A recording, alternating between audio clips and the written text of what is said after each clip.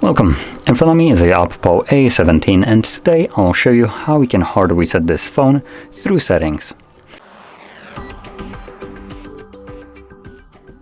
So to get started you want to open up settings.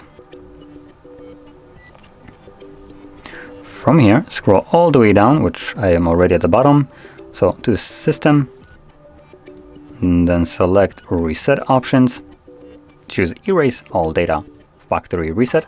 This will give you this message what it will remove, so your Google account, system, app data, and settings, downloaded apps, music, photos, and other user data. Now if you want to keep any of these things, do make a copy of it somewhere else before you begin, otherwise it will be permanently deleted.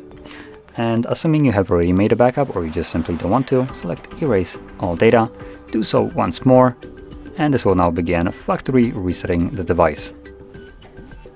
So this will take a couple minutes to finish up. I'm gonna let it run through it and come back once it's finished.